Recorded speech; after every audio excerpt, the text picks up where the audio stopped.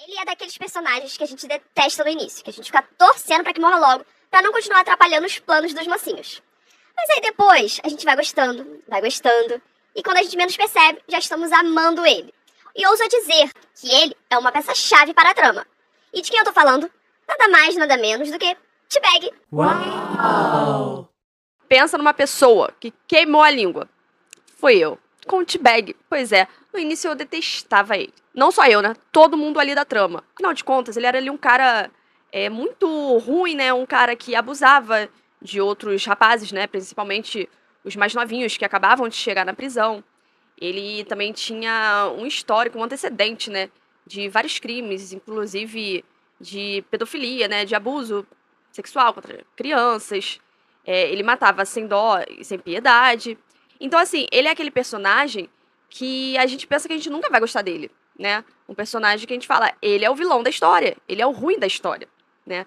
Mas no desenrolar da trama, a gente vê que o T-Bag, ele tem uma inteligência, sabe? E a gente vê que tudo que ele se tornou na vida foi por causa da infância traumatizada que ele teve.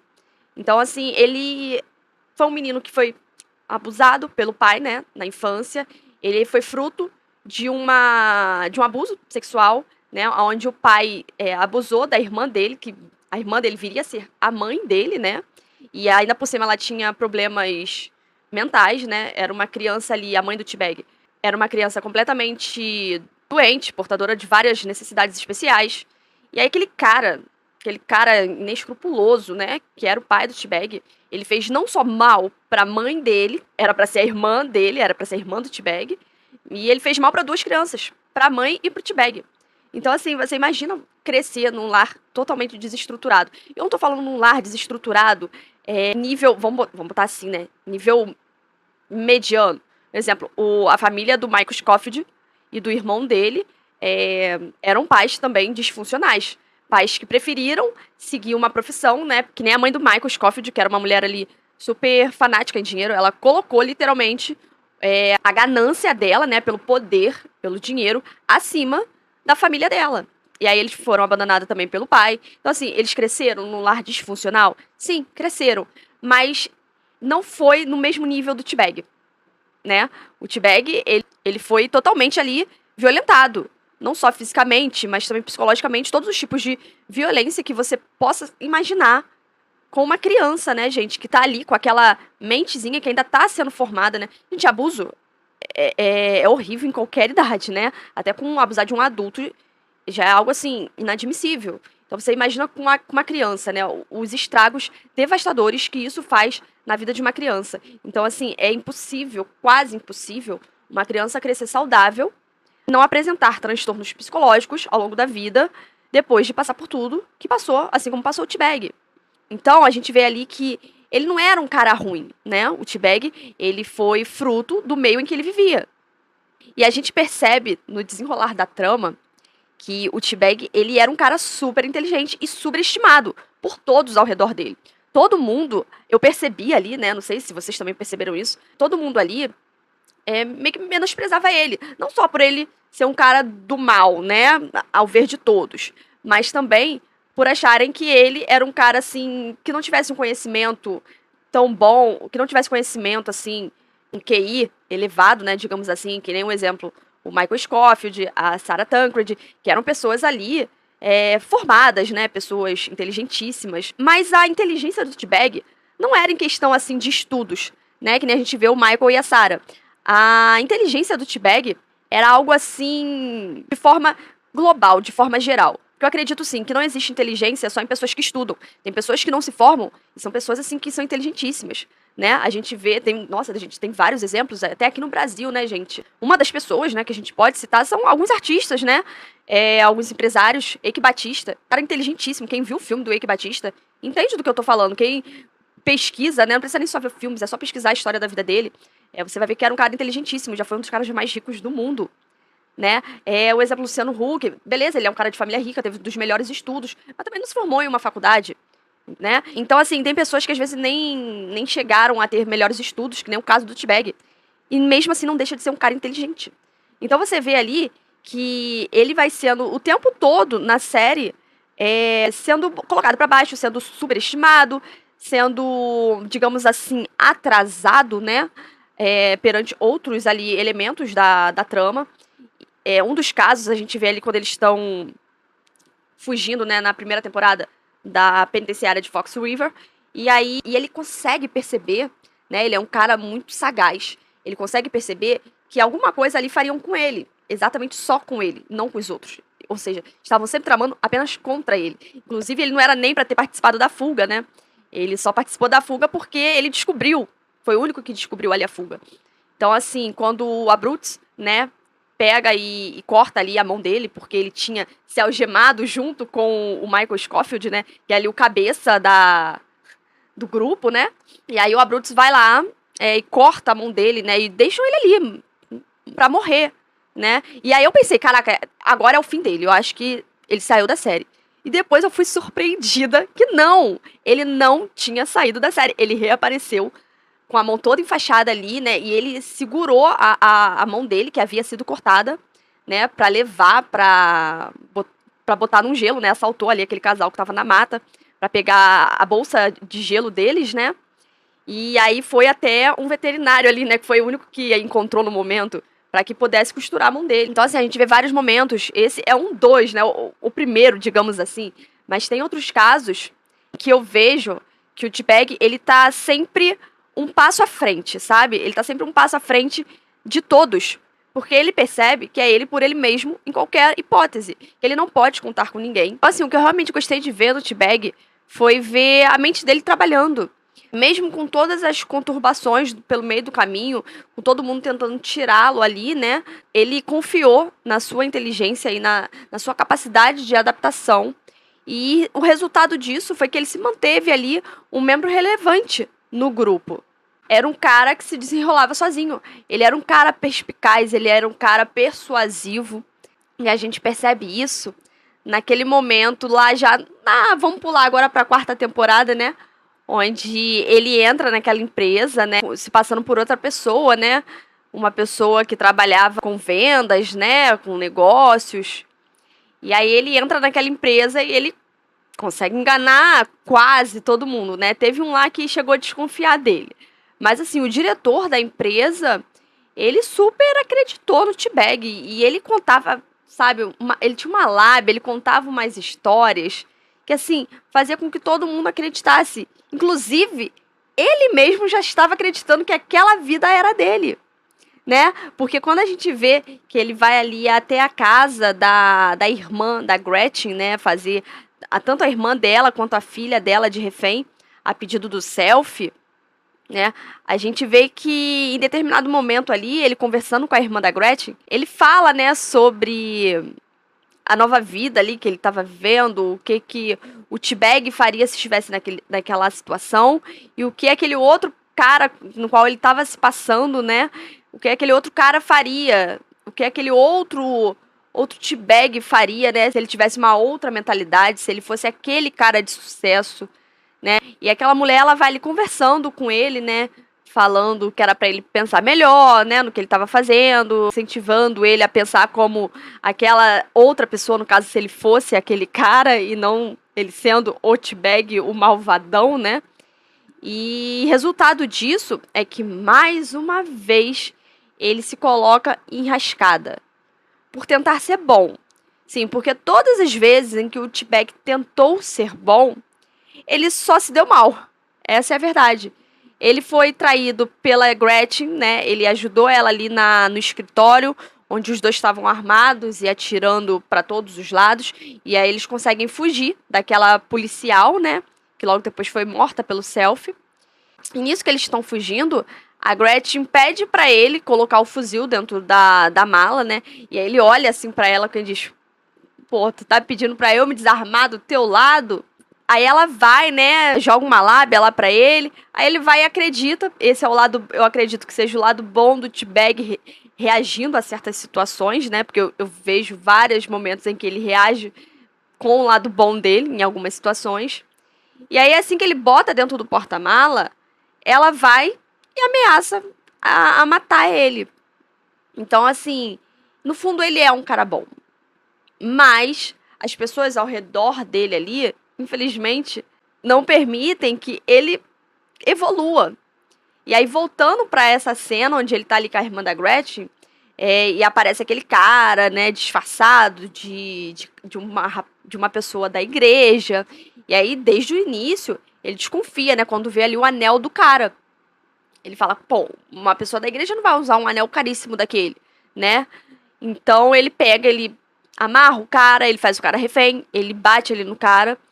E o tempo todo a irmã da Gretchen falando, não, ele tá falando a verdade, ele tá falando a verdade. Eu também cheguei a acreditar que o cara estava falando a verdade. Mas não, no final das contas, quem estava certo? O T-Bag. Pois é, tudo que ele pensa, que ele desconfia, no final a gente percebe que o T-Bag estava sempre certo. Ou seja, ele deveria ter confiado no instinto dele e não ter ouvido aquela mulher. Porque aquele cara lá, que estava disfarçado como um cara da igreja, ele era um agente do mal. E aí o T-Bag, ele vai lá, né, solta ele, inclusive na hora que ele tá soltando esse cara, né, o T-Bag fala assim, seja livre, e ele olha assim pro cartãozinho, né, que tinha o nome do outro rapaz lá, que era o vendedor de sucesso, que ele tava se passando por esse cara.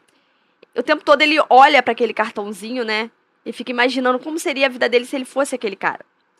E aí ele, naquele momento, né, de surto, de quem tá querendo fazer uma autoavaliação de si mesmo, tentando ser uma pessoa boa, ele vai e corta lá, os negócios estão amarrando o pulso do cara e fala, seja livre, seja livre.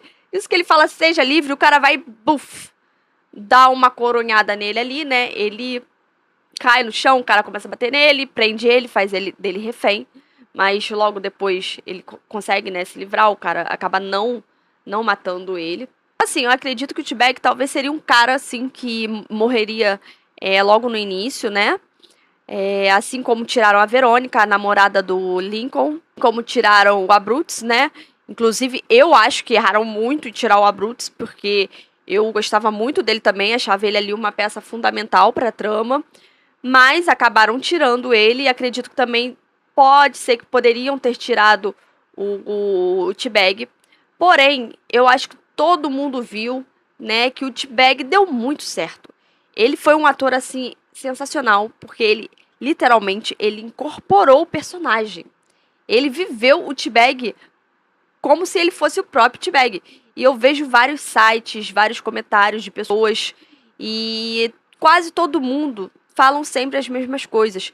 Ele é um ator que entrou no personagem literalmente. Ele fez assim como ninguém. Então, hoje, eu não vejo outro ator melhor que pudesse ter feito o T-Bag que não fosse ele. Inclusive, eu acho que ele teria sido, assim, um ator sensacional se ele tivesse feito Coringa. Pois é, gente. Imagina ele de Coringa. Seria perfeito, não seria? Então, deixe seus comentários aqui abaixo. O que você acha?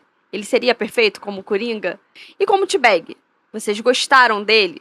Ou vocês foram como eu, que odiaram no início e foram gostando depois com o tempo? Comentem aqui, gente, vamos interagir. Deixe o seu ponto de vista, muito importante para nós aqui do canal. E aproveitando o embalo, peço a todos que me ajudem, pois o apoio de vocês é fundamental para a gente aqui do canal. Então clica no sininho, ative as notificações, se inscreva no canal para continuar recebendo mais conteúdos como estes. E é claro, deixe o seu like. E agora voltando a falar de T-Bag, a gente percebe que ele era uma pessoa, no fundo, que sonhava, né, em ter uma família, que sonhava em ser uma pessoa boa. A gente vê também outros exemplos, como, por exemplo, na hora que ele vai atrás ali daquela ex-namorada dele, né, que denunciou ele na época. E aí eu pensei também, nesse momento, naquele episódio, nossa, ele vai matar aquela mulher, né? E aí a gente até entende o Michael Scofield quando ele fica fissurado em tentar prender o T-Bag de volta, porque ele não queria que o T-Bag fugisse da penitenciária, porque ele sabia, todos eles sabiam que o T-Bag era uma pessoa perigosa para a sociedade, né? Então a gente consegue entender isso. Mas aí depois a gente vê que no fundo o T-Bag era uma pessoa que só queria ser abraçado, sabe? Que só queria ter uma família. Ele era uma pessoa que talvez se ele tivesse tido uma oportunidade de tentar fazer o bem, e se ele tivesse um acompanhamento com profissionais da área, né? Ele teria, sim, uma possibilidade de tentar mudar de vida. E aí, quando ele vai atrás dessa ex-namorada dele, Claro, ele faz coisas erradas, né? Ele mantém eles ali em cativeiro, né? Sempre mostrando a arma pra coagir ela e os filhos dela, né? E aí ele leva ela e essas crianças pra antiga casa onde ele viveu com a família, né? E ali ele relembra todo o passado triste dele nessa hora. Me deu até uma vontade de chorar, sabe, gente? Porque me deu muita pena do T-Bag. Porque a gente fica pensando quantas crianças não crescem dessa forma, né? Quantas crianças a mundo afora aí não crescem com essas famílias disfuncionais, crescem pessoas ruins, né? Às vezes a gente pensa, por que tem tantas pessoas ruins no mundo? Às vezes é por causa disso. Que já cresce dentro de lares onde existem pais ruins. E aí aquela criança acaba seguindo o mesmo caminho daqueles pais, né? E se tornam adultos ruins, que fazem mal para outras pessoas. E aí fica esse ciclo, né? Sem fim. E aí, em determinado momento, ele pede pra essa ex-namorada dele, né? Pra que eles fossem uma família. Se ela aceitava, né? Ele do jeito que ele era, se ela perdoava todos o passado dele, né? E aí ela, chorando, super assustada, ela fala que não, né? E a gente entende o lado dela, claro, óbvio, né? E aquilo deixa ele completamente arrasado. Ele vai pra fora da casa e ele começa a chorar, chorar. E aí ele tem uma atitude que mais uma vez me surpreende, né? Isso é na primeira temporada, né, gente, que eu tô falando. É porque eu vou misturando as temporadas, né? Falo um pouquinho da primeira, da segunda, da quarta. E aí ele liga, né, pros policiais, falando que tem reféns naquela casa. E aí ele foge dali, né? E aí nisso a polícia chega, resgata ela e os filhos. E aí ela fica tipo assim, oi? Tipo, ninguém sabia que a gente estava aqui. E aí ela percebe que ele que fez aquilo, né? Que ele, ao mesmo tempo que botou ela naquela enrascada, porque ele queria viver com ela, ele salvou, né, a vida dela ali, salvou do que ele mesmo fez de mal pra ela. Então, assim, todos esses episódios, né, vão fazendo que a gente se apegue ao personagem. Porque a gente vê que ele é um personagem multifacetado, né? Ele é ruim, mas ao mesmo tempo ele teve motivos pra ser ruim. E ele, em inúmeros momentos, ele tenta ali se consertar. Ele mostra momentos de fragilidade, de compaixão, né? Até quando vão matar a Gretchen. E aí ele fala, gente, ela tem uma filha de 8 anos. E o nome dela é tal, que agora eu não lembro o nome da menina. E ele fala aquilo. Ele é o único que fala aquilo. Que eles iam matar a Gretchen. Então, assim, o cara mais perigoso do grupo é o cara que tava ali pedindo, falando que ela tinha uma filha. E aquilo vai surpreendendo, acho que não só a mim, mas todos os fãs da série, né? A gente vai tendo apreço por esse personagem. A gente vai vendo que ele não era só um cara ruim. E nisso, ele tem umas pitadas ali, né, gente? O que também faz, assim, o personagem ser completo e maravilhoso. É aqueles momentos em que ele faz brincadeiras com tudo. Ao mesmo tempo que ele é ruim, ele é bonzinho, ele é carismático, ele é super engraçado, né? Tudo ele tem sempre uma piadinha. Pra tudo ele tem sempre uma resposta certa pra cada momento. E aí, inclusive, quando o Bellic, né, morre, aí o Sucre vai e fala pra ele, né, ali dentro do escritório onde ele tava trabalhando. E aí ele olha assim, e aí ele fica com aquela cara de espanto sem acreditar. E o Sucre pensa que ele vai falar alguma gracinha, que ele vai fazer piadinha. E o Sucre fala, se você fizer piada com isso, eu arrebento a sua cara. E sai andando, né? E aí ele fica ali parado, tentando processar. Ou seja, ele tem compaixão, ele se apegou a todos eles ali. A todos os caras ali da trama, o T-Bag pegou um certo apreço por cada um deles. Então, assim, é algo assim, é um personagem super cativante, sabe? É um personagem super complexo e completo, né? Em todos os sentidos. E é por isso que ele acabou se tornando tão amado mundo afora, né? E eu tô completamente apaixonada na série. Gente, eu tô em pleno 2024 e só agora eu parei, eu não consigo imaginar como só agora eu parei pra ver essa série. Fico pensando, o que eu fiz que eu não vi essa série antes? Gente, ela é muito boa. Sério, ela ganhou o meu coração e de todo mundo, né? Porque ela é uma série completa. Ela é uma série de ação, ela é uma série sentimental, ela é uma série de drama, ela é uma série romântica. Então, assim, ela veio realmente pra ser uma das melhores séries, assim, acho que de todos os tempos. E cativou meu coração. E eu amei demais. E, assim, eu sou aquele tipo de fã que quando eu vejo, eu me apego tanto aos personagens que parece que eles se tornam meus melhores amigos. É loucura, né, gente, pensar dessa forma. Mas é. E quando eu acabo de ver a série, eu me sinto, assim, totalmente solitária, sabe? Parece que eu tô em luto. Porque eu sinto falta dos personagens, eu sinto falta de vê-los, da presença deles, de como eles falam, de como eles se portam, de toda a história ali, né, de toda a trama. E eu fico, assim, muito mal mesmo, quando eu acabo de ver uma série. Mas é isso. Eu espero que vocês tenham gostado do vídeo. Deixem nos comentários aí abaixo o que vocês acharam de Prison Break. E eu espero que vocês venham para assistir os próximos vídeos. Um beijo e até a próxima. Tchau, tchau.